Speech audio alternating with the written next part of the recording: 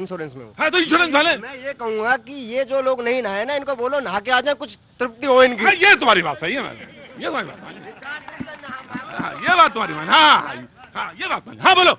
देखिए सर, हाथ की पांचों उंगलियां बराबर नहीं, सुनो भाई सुनो, हाँ हाथ की पांचों उंगलियां बराबर नहीं होती है। हाँ। इसका मतलब ये नहीं कि इसका काम नहीं, इसका काम नहीं। हाँ। दरअसल यहाँ जितना भी जो भी राजनीतिक पार्टियां हल्ला कर रही है ना कि ये चीज हो गया, ये मर गए, वो मर गए, हाँ। दरअसल ये लोक नीति नहीं हो रहा है, पब्लिक पॉलिसी नहीं है, ये राजनीति का है। पब्लिक पॉलिसी अगर होता तो यहाँ पर ये तुम वहां काहे खड़े हो आज, अंदर आ यार, क्या बात है। देखिए कितनी अद्भुत बात है, हम में आप में से जो लोग खड़े रहते हैं ना, वो पब्लिक पॉलिसी समझा रहे हैं, पब्लिक डोमेन में खड़े हुए हैं, पब्लिक पॉलिसी समझा रहे हैं। और क्या तो योगी जी ने क्या कहा, गलत कहा? भले आपकी निगाह में वो गिद्ध की बात वो जो है कि वो आपको लाशें गिननी है, इनको पब्लिक डोमेन में आके पब्लिक पॉलिसी समझा रही है। और बड़ी अद्भुत बात करते हैं आप, बड़ी अद्भुत बात कही आपने, कितनी अच्छी बात कही। मैं ये कह रहा हूँ कि पब्लिक पॉलिसी में ये होना चाहिए कि मान लीजिए वहाँ लोग मर गए, वहाँ व्यवस्थाएं नहीं थी, तो सरकार के साथ बैठ करके ये तय करना चाहिए कि आने वाले समय में अगर ऐसा कुछ आयोजन होता है तो वहाँ मरना तो दूर की बात जाए, किसी को एक ठोकर तक एक ठेस नहीं लगना चाहिए। वहाँ पर मान लीजिए अगर लैट्रिन की तो भैया झा साहब एक बात बताओ, अगर ये करते तो फिर गिनते कैसे? यही चीज है ना सर, ये गिनने वाली हो गई राजनीति, हाँ, तो फिर ये गिनने वाला कैसे होता? जी बाबूजी नमस्ते। हाँ जाना हुआ था वहाँ? मैं तो नहीं जा पाया, मैं लेकिन कहना चाहता हूँ घर में परिवार में गए होंगे लोग? हाँ परिवार में गए। हाँ ठीक है। ये उस मक्खी की तरह है, वो सुंदर पूरे शरीर को देख के घाव पे बैठेंगे जी। कैसे कैसे?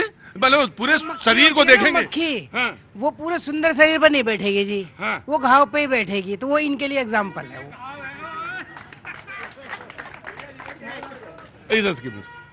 नहीं, इन्होंने जो बात कही है बड़ी गंभीर चीज कही है उन्होंने कि भाई मक्खी है घाव पे बैठती है, लेकिन देखिए विपक्ष का काम एक ये भी है कि जहाँ पे त्रुटि है उस त्रुटि की तरफ ध्यान आपने दिलाया, आपने याद दिलाया कि बोले कि वहां पे जहाँ झूसी की तरफ जहाँ पे निकलने का रास्ता, आने और जाने का रास्ता था, वहां पे जरूर बात होनी चाहिए और जरूर बात करेंगे। मैं एक चीज कह रहा हूँ, देखिए सही को सही और गलत को गलत कहने की आदत डालनी पड़ेगी। प्रधानमंत्री जी ने अभी एक बड़ा अच्छा मोटापा को लेकर बात कही, वो हमें बड़ा पसंद आया। हमें प्रधानमंत्री जी ने कहा कि भाई मोटापा घटनी चाहिए और देश के लिए बड़ी समस्या है। मैं तो कह रहा हूं कि मैंने पिछले साल आपसे प्रेरणा ली थी सर, आपके फिटनेस से मैंने प्रेरणा ली और 2024 में मैंने 19 किलो वजन घटाया हमने। अरे वाह भाई, इसे ताली बजानी चाहिए क्या? देखिए बहुत अच्छी बात। देखिए जो अगर प्रधानमंत्री इस तरह से एक बड़ा चीज कह रहे हैं कि भाई मोटापा एक बड़ी समस्या, कल आपने कार्यक्रम किया सर इसके ऊपर। मैंने किया। उसके लिए सबसे पहले आपको बहुत बहुत साधुवाद, बहुत बहुत धन्यवाद सर कि इस मामले पे प्रधानमंत्री ने एक बयान भी दिया और आपने कार्यक्रम भी। लोगों को 10-10 लोगों को जोड़ना चाहिए। वो तो खड़े पीछे, इन्होंने कहा कि मैं जब अगली बार आऊंगा तो ये जो है अंदर होगा,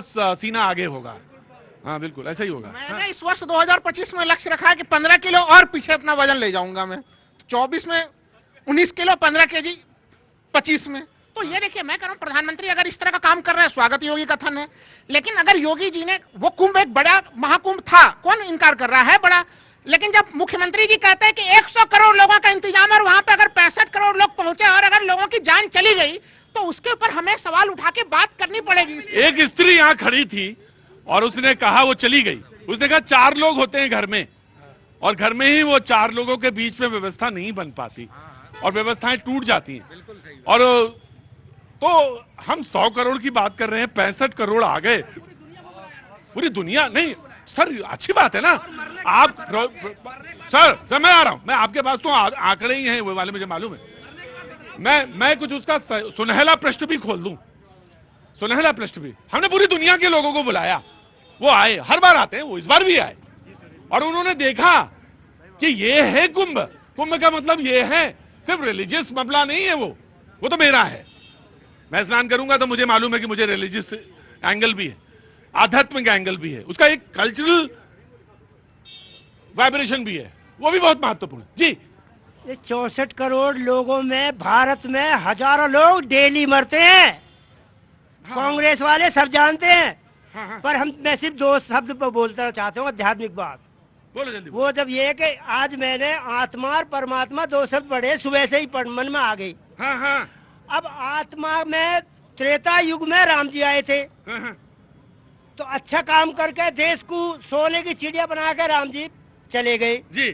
अब द्वापर में भगवान श्री राधे श्याम जी आए जी, कर्म करके सोने की चिड़िया बना के भारत को चले गए, वे चले गए। त्रेता। अब कलयुग आ गया, त्रेता उसके बाद कलयुग। हाँ हाँ द्वापर के बाद कलयुग आ गया। हाँ। अब 3 नाम है, मोदी जी, योगी जी एंड धीरेन्द्र शास्त्री। और मोदी योगी जी तो है कि ये 47 तक भारत को सोने की चिड़िया बना के छोड़ देंगे। और धीरेन्द्र शास्त्री जी क्यों कह रहा हूं मैं, वो इसलिए बोल रहा हूं कि सतयुग में जैसे प्रहलाद भक्त के लिए नरसिंहदेव आए थे, धीरेन्द्र शास्त्री जी ने भारत देश के प्रधानमंत्री, एमपी के मुख्यमंत्री और भारत देश की राष्ट्रपति अपने छोटे से गांव में बुला ली। योगी जी, देखो भैया राजेश, तुम्हें मुझे मालूम है तुम्हें ब्रेक लेना था और तुम मुझे बार बार कान में कह रहे थे कि ब्रेक लो ब्रेक लो ब्रेक लो। देखो भैया ऐसा कि ब्रेक इसलिए नहीं लाए, इनको टेलीविजन नहीं आता है, मुझे टेलीविजन आता है। इनको थोड़ी ना टेलीविजन मुझे आता है, तनख्वाह मैं लेता हूं आपसे। आप जो कुछ कहना चाहें आप मुझसे कह सकते हैं, मैं एंकर हूं आपका, मैं आपका एम्प्लॉय हूं, आप मुझे कह सकते हैं कुछ भी, इनको कुछ नहीं कह सकते क्योंकि ये टेलीविजन थोड़ी ना जानते हैं। इनको तो बोलना था, ये बोले। इनको डुबकी लगानी थी और बीच में किसी को डुबकी लगाने से पहले नहीं रोकना चाहिए। डुबकी